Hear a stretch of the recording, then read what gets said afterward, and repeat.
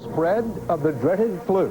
It's coast to coast and worldwide, causing shortages of medication, blood, and hospital beds. They trusted their lives to human smugglers, running a death ship to America. And a former Texas trooper charges racism in the ranks. This is the CBS Evening News. With Dan Rather reporting from CBS News headquarters in New York. Good evening. The flu is now reported in every U.S. state. Flu remedies are in short supply. Health officials say it's still early and the flu has yet to reach its peak. In an average year, there are 20,000 flu-related deaths in this country alone. Overseas, the flu is now widespread in Europe and parts of the Middle East. In Britain, flu cases have quadrupled in recent weeks, and one dangerous side effect in this country is a growing shortage of donated blood. CBS's Jim Axelrod has the latest facts on the flu. In Southern California, doctors are seeing a healthcare domino effect. The flu has left the blood supply there in critical condition. We right now have just had the most severe blood shortage I've seen in my 20 years in blood banking. Too few healthy donors mean too many empty plasma containers. It has been so short here that elective surgery has been postponed, and we've been moving blood around from hospital to hospital more often than usual because we don't have the supplies here. This nasty strain of flu just keeps spreading. 14 states now call it widespread. 22 report regional outbreaks. 14 others say it's sporadic. Here we go. Pharmacists like Michael Baker in New Jersey have their own problems. Like supplies of 2 new antiviral flu drugs he says are dangerously low. Until today, he'd been out of both for nearly a week. There were days when I just said, we're not going to be able to get the medicine. We can't help you. As for another weapon in the flu war, this vaccine, the problem is not supply, it's demand. The shots are up to 70% effective if administered prior to infection. The drug companies have made plenty, but the recent rush on it has made finding it quickly a growing challenge. Doctors, though, wish the demand was even higher, reporting people skipping shots because they're not a sure thing. To me, 50, 70% is a lot better than 0%. Maybe not as good as 100, but how many things in life are 100%? Tonight, the experts are unsure if this flu run has even peaked. As for the blood bank workers and pharmacists, they just want some time to restock the shelves. Jim Axelrod, CBS News, New York. Overseas, Britain may be taking the heaviest flu hit at the moment, but CBS's Mark Phillips reports the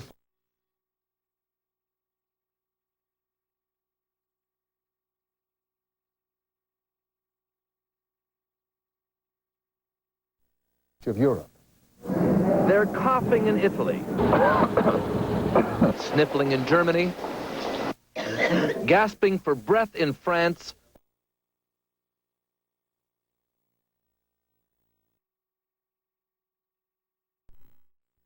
70% is a lot better than 0%. Maybe not as good as 100, but how many things in life are 100%? Tonight, the experts are unsure if this flu run has even peaked. As for the blood bank workers and pharmacists, they just want some time to restock the shelves. Jim Axelrod, CBS News, New York. Overseas, Britain may be taking the heaviest flu hit at the moment, but CBS's Mark Phillips reports the flu zone extends across much of Europe. they're coughing in Italy, sniffling in Germany, gasping for breath in France, falling like flies in Britain. Nobody's immune. Children, young adults, elderly obviously are more vulnerable, you know. Yeah, I would say across the board everyone was affected. Whether this is a real epidemic is unclear, but it is the worst outbreak in a decade, and rare is the family that hasn't been touched. While this flu strain itself isn't a killer, its complications, particularly pneumonia, can be. And hospital facilities have been stretched to and beyond the limit, particularly in Britain. I mean, I do think it's an absolute scandal that there are no beds, there's no linen available for the patients. In fact, the flu crisis here has become a political crisis. It's threatening to overwhelm the state-run healthcare system. Not just a lot of people are unwell here. The National Health Service, which Tony Blair's government had pledged to fix, is flat on its back and in need of intensive care as well. The country is full of stories like that of this woman who had to wait 18 hours for a bed. Or of this woman, who, like thousands of others, has had an urgent cancer operation postponed because resources are being soaked up by the flu. For the health workers, it's a question of being able to do only what they can. If we haven't got the space, then, you know, they just have to sit and wait till a doctor can see them. It's as if insult is being added to injury. First you get sick, then you take a number. Mark Phillips, CBS News, London. The drug company giant Bayer agreed today to settle a U.S. government complaint about Bayer's health claims for aspirin. At issue are ads that imply all adults can take aspirin to prevent heart attacks. Under today's settlement, Bayer will spend $1 million to make clear that aspirin may cause stomach bleeding and other serious side effects in some people. U.S. immigration officials say every day now desperate people from all over the world try to enter the United States illegally any way they can. Many put their life savings and their lives in the hands of human smugglers. In some cases, they lose it all. Tonight, CBS's Sandra Hughes has the latest story of death outside the Golden Door. When this Seattle-bound cargo ship docked, immigration officials were tipped off that it contained illegal Chinese immigrants. But what they didn't expect were the 3 dead bodies and 15 emaciated men they found inside. They had lived for 2 weeks on rotting vegetables and crackers. This is a human tragedy. This is crime at its worst. It's also a growing trend for smuggling human cargo into the United States and Canada. Just this morning in Seattle, 19 more illegal Chinese stowaways were found on board another container ship. Government officials cite at least a dozen such arrivals this year. The smugglers are preying on people and taking advantage and trying to figure every new tactic they can. Though some containers are modified, like this one seized at the port of Long Beach, California, conditions are still unsafe and unsanitary. 10 to 20 people cram into a 40-foot holder. Air comes through holes in the canvas top. Toilets are buckets. The entire trip can be made in the dark. The immigrants usually start out in Hong Kong and pay $50,000 to smugglers called snakeheads. Once they arrive in places like Seattle, they're put on the so-called Underground Railroad to Los Angeles, San Francisco, and New York, where they work to pay off their debts. Women can be forced into prostitution, and men can be used in the rackets as enforcers and at hard labor doing construction. They're thinking about their children and their grandchildren. They're thinking about the prospects of what their life would be like in this country. But more and more are getting caught since the government has stepped up its efforts. After a brief hearing on political status, most are sent home. Sandra Hughes, CBS News, Los Angeles. The U.S. Supreme Court today issued the latest in a series of rulings that restrict federal jurisdiction over individual states. The Supreme Court justices decided 5-4 that Congress went too far when it allowed state workers to sue in federal court for age discrimination. The High Court ruled, in effect, there are enough legal remedies at the state level, and there's no need to make a federal case out of it. We have a follow-up tonight to a story CBS's Cheryl Atkinson broke last week. Subject, U.S. Energy Department plans to allow the use of recycled radioactive nickel from nuclear weapons plants in everyday consumer products, from bicycles to baby spoons. Fast forward to today. The U.S. Energy Department now says, stick a fork in that idea. It's done, as in dead. Coming up next on the CBS Evening News, dueling Republican tax plans. What's in them for rich people, poor people, and other people? And later, an investigation into a 2-year-old murder mystery. The police say they've got the mastermind now. Actually investing online, when you're making a decision, is very effective, it's very efficient, it's low cost. People have great information today on accounts, annual information, inventory, sales. It's information that used to take weeks, months. They used to not even be able to get it. Now it's right there. That's Fidelity technology. When you come to Fidelity.com, you can get the tools to make you a more responsible investor.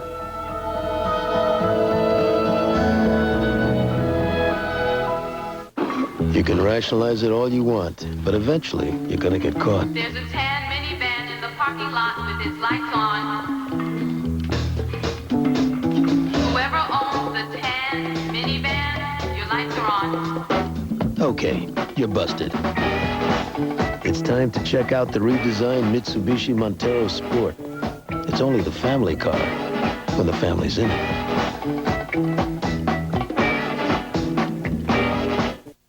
We interrupt this program for an important news brief. MCI Now offers 5 cents a minute every day, so you can call every evening and all weekend long. Bugs? This is big news. Right, Bugs. Just 5 cents. Mere change. Change is good. To sign up, just punch in 1-800 every day. If I punch. Ow. Man, what a ham. Call 1-800 every day to join. After yesterday's run-up in internet stocks inspired by the AOL-Time Warner merger, investors took profits today. The Dow closed down 61 points. The NASDAQ was hit harder, down 128 points. America Online lost nearly 8 points, about 11%. And from the original You've Got Mail folks, the U.S. Post Office, we've got news. They want to raise the price of first-class postage next year to 34 cents. In the presidential primary campaign, tax cuts and who has the best plan have emerged as a defining issue among Republicans competing in the New Hampshire presidential primary. John McCain, who criticizes George W. Bush's tax cut plan as a giveaway to the rich, has now weighed in with a tax cut agenda of his own. Tonight, CBS's Bill Whitaker has what you need to know about both. Will you thank him for me? When it comes to taxes, the Republican stance is pretty predictable. Cut them.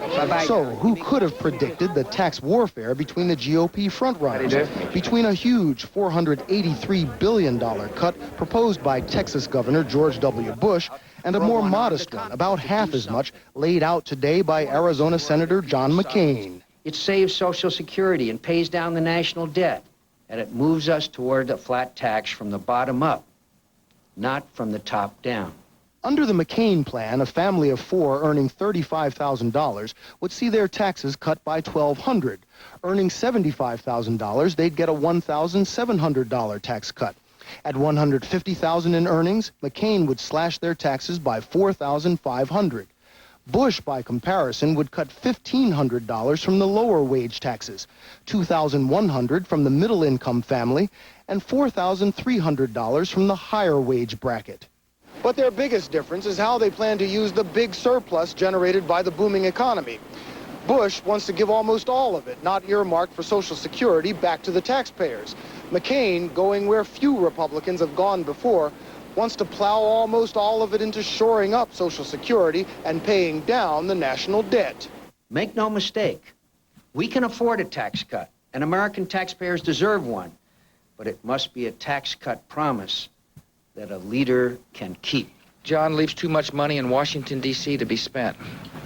And he can claim it's going to be spent on a particular item, but that's generally not the way it works. It works when the appropriators get a hold of the money. There's no telling where it's going to go.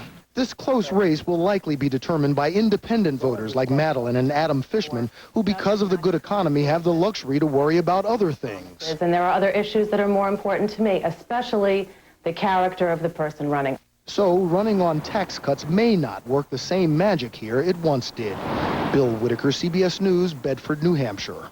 President Clinton today cited a, quote, compelling national interest as he called for a big increase in aid to Colombia, where there is a combined war against the forces of drug lords and leftist insurgents.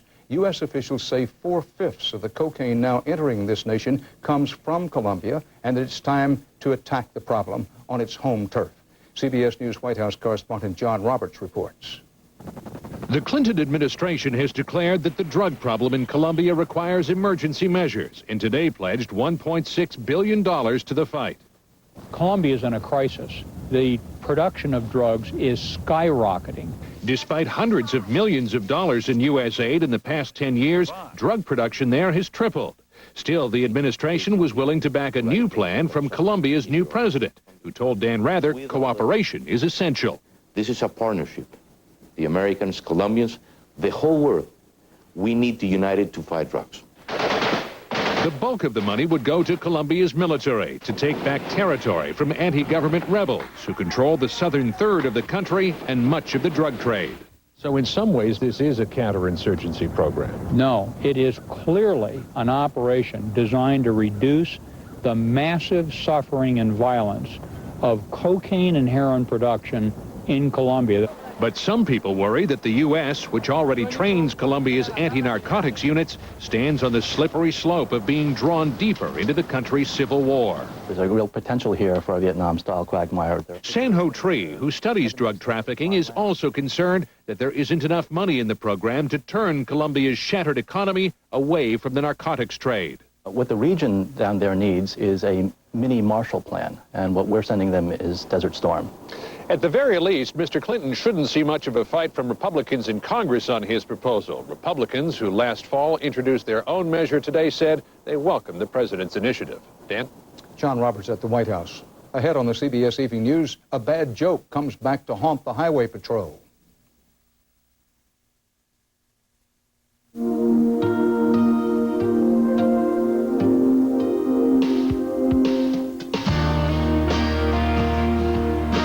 To build the new LeSabre, we didn't just look to research numbers or test scores. We also took a good look at your family. Introducing the all-new 2000 LeSabre, re-engineered with more safety features than any other car in its class.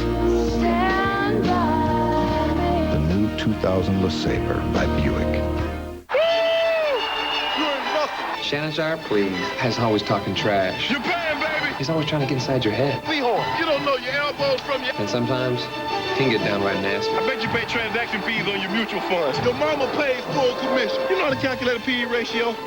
When we created a smarter kind of investment firm, How diversified is your portfolio? we created a smarter kind of investor. You can't even spell Dow Jones. Woo! Okay, guys, let's get this right. To calculate a P/E ratio, you divide the stock price. You are in the fight of your life. Just you against your smoking addiction, one-on-one. Trouble is, it's not a fair fight, and few people win it. But you can give yourself a fighting chance to win with Zyban. Zyban doesn't work for everyone. Zyban is part of a comprehensive program from your doctor to help you stop smoking. It's different from nicotine replacements. Zyban is the only prescription medicine that's nicotine-free, so you don't have to stop smoking all at once. As Zyban reduces your cravings, you feel like smoking less and less until you're ready to stop completely because you're ready to win. You should know there is a risk of seizure associated with Zyban. To reduce the risk, don't take Zyban if you have or have had a seizure or eating disorder, or if you take Wellbutrin. Don't take Zyban if you use an MAO inhibitor. Side effects may include dry mouth and difficulty sleeping. Ask your doctor if Zyban is right for you because it can help you quit smoking by making it a fight you can win. Zyban, you don't have to quit all at once. A federal judge today upheld the expulsion of 6 black students from a high school in Decatur, Illinois, for fighting at a football game. The judge said the students' constitutional rights were not violated by the school's zero-tolerance policy on violence. The ruling came after weeks of protests led by the Reverend Jesse Jackson. In Texas, 4 white state troopers have been suspended amid accusations of racism in the ranks. A black trooper says he was traumatized by a racist prank his co-workers pulled on him more than 10 years ago. CBS's Bob McNamara is covering this case. The 11-year-old photos are still shocking. The Ku Klux Klan hoods worn by white Texas state troopers and female office workers at a surprise birthday party for black rookie state trooper Darren Anderson. I smiled to keep from screaming. That night I went home. I don't think I slept that night. I cried all night long. Anderson said though he went along to get along, he claimed later his career was threatened if the pictures were ever seen. Black power. Black power. But public pressure on the Texas Department of Public Safety brought swift results today. We have positively identified 4 individuals. They have been notified that they will be suspended pending the outcome of this investigation. It was a bad joke. Now retired Trooper Jack Tyler, pictured without a hood, said the idea was his. There was absolutely nothing meant by it because everybody accepted Darren. Everybody liked Darren. The case is the talk of the East Texas town of Livingston, where the incident occurred. If it was a joke, you still shouldn't play like that. No, the KKK, that's something that you don't play with. But some question why the photos became public now. He's just trying to get something started to cover the trouble that he's into. Anderson was recently fired from the troopers after being indicted for burning his truck to collect insurance money. His advisors say he may plead insanity at his trial due to trauma that he says the racist treatment caused him. We will fight like hell if this brother is found not guilty to get his job back. Anderson will not go on trial until June.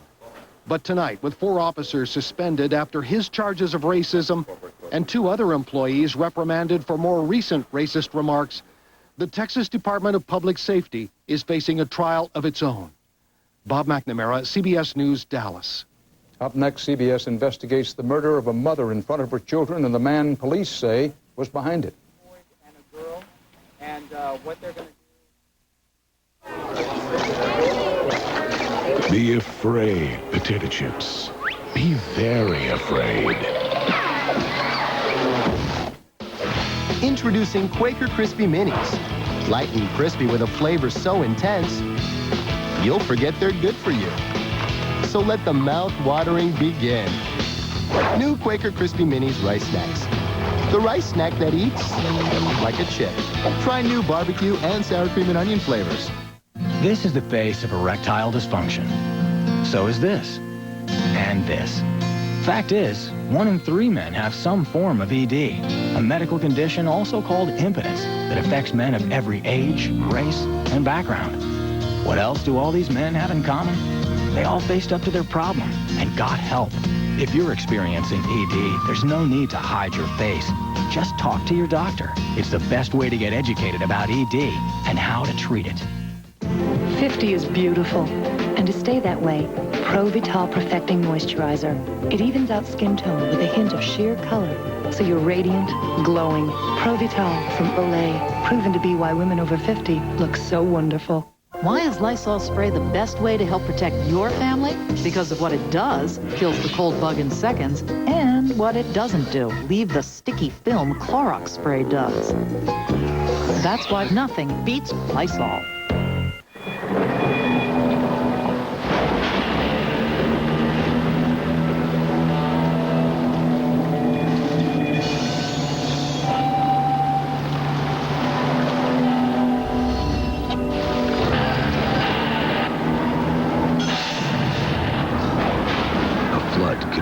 Closer than you think. For information about flood insurance, talk to your agent or call 1-888-FLOOD-ALERT. Tonight's Eye on America is a hard news investigation into a murder mystery that has grabbed national headlines. A mother brutally murdered as her young children watched. Now the police believe they have the man behind the killing and the evidence to convict him. CBS News 48 Hours correspondent Peter Van Sant has been digging into this case for a long time. Hi, this is the 911 center. What's the matter? My mother's dead. Oh, my God. It was one of the most heinous murders in Florida history. November 1997. Sheila Bellish, a mother of 6 children, including quadruplets, Say hi, Daddy. is shot and stabbed at her Sarasota home, killed in front of her babies. That was the only noise I heard was babies crying. Stevie Bellish found her mother's body. The quads were covered in blood. 3 of them had it like streaked on them. 1 of them had it in his hair.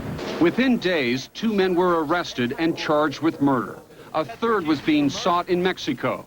One of the suspects, Danny Rocha, told police he was hired to organize an attack on Sheila by her ex-husband, millionaire businessman Alan Blackthorne of San Antonio, Texas. Basically, it was find someone to teach her a lesson, you know, shake her up, you know, rough her up a little bit. Beat her up? Yeah. Rocha was later convicted of first-degree murder. Prosecutors offered him a deal if he testified against Blackthorne. But Rocha failed a lie detector test, and Blackthorne was never arrested until last week. Anger is the parent of murder.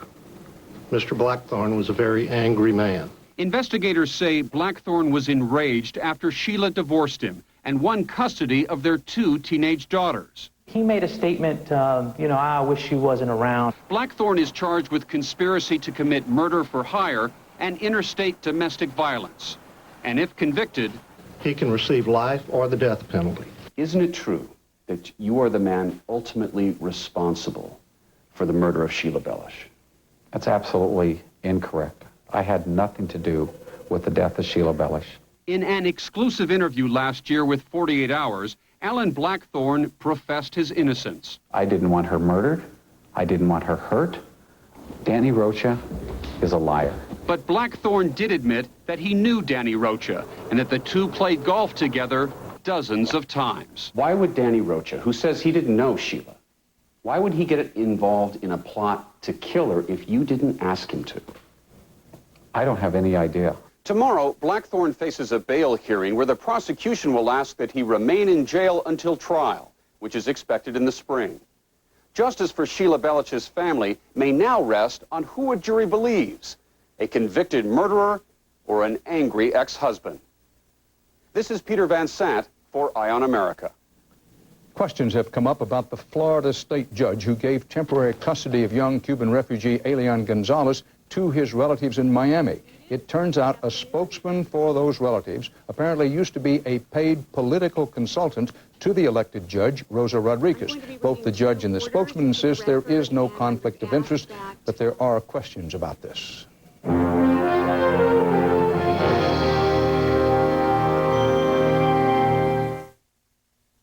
My feet are killing me. You need Podiasin Soak and Massage Gel. Only Podiasin dissolves in water for fast pain relief, then rubs into open pores for deep, lasting relief. The pain is gone. Podiasin Soak and Massage Gel. The Strong Enterprise Fund. Past performance is no indication of future results. But then it shouldn't be ignored either. I mean, look at that. Call 1-800-4STRONG today. You're one call away from a strong portfolio. Around here, it's not every day we all get together. Oh, we're making them dinner. Come on, you guys. Smaller pieces, please. But when we do, it's great that the folks at Kraft make Italian. I love this stuff. Because it's the one thing we agree on. That way, we can talk about what's on our minds instead of what's on our plates. Whose idea was this? Well, Kayla has a boyfriend. I guess they just know what we like. A what? He's a senior. He's a senior. Around here, the dressing is Kraft. I don't want to run a marathon. I don't want to go skydiving. I don't want to feel like a kid again. Though, not feeling ancient would be nice. All I really want is to be able to climb the stairs and give Michael a bath. Vioxx is here, a prescription medicine for the most common type of arthritis pain, osteoarthritis. One little pill, taken just once a day, can provide 24-hour relief. In rare cases, serious stomach problems such as bleeding can occur without warning. People with allergic reactions such as asthma to aspirin or other arthritis medicines should not take Vioxx. Tell your doctor if you have liver or kidney problems. For more information, ask your doctor or pharmacist about once daily Vioxx for the relief of osteoarthritis pain. And you may be able to plan your day around your life instead of your pain. Vioxx for everyday victories. We will end tonight with a look at tomorrow and what you soon may be driving. Car makers are showing off their latest designs at the Detroit Auto Show. At the high end, a new Jaguar Roadster, the most compact Jag in more than 40 years. No price yet, but if you have to ask. For the family budget, Daimler Chrysler has a new generation of minivans. They feature side doors and rear gates. And speaking of power, this GM car is powered by new fuel cell technology. The only byproduct is water. Finally, from the Model T folks, Ford's boxy concept cars have a dashboard that can be configured like a computer desktop. And there's a projection screen in the rear for showing movies. Part of our world tonight and tomorrow. I'll be back later tonight with 60 Minutes too. We'll introduce you to a remarkable set of twins who could hold the key to solving Alzheimer's. And who wants to be a millionaire? Donald Trump already is. Now he wants to be president, too. If I felt I could win, I would be prepared to spend $100 million. 60 Minutes 2 is on tonight at 9/8 Central Time here on CBS. And now for the CBS Evening News, Dan Rather reporting. See you again soon on 60 Minutes 2. For news 24 hours a day, CBS.com on the internet and on our interactive partner, America Online, at keyword CBS News.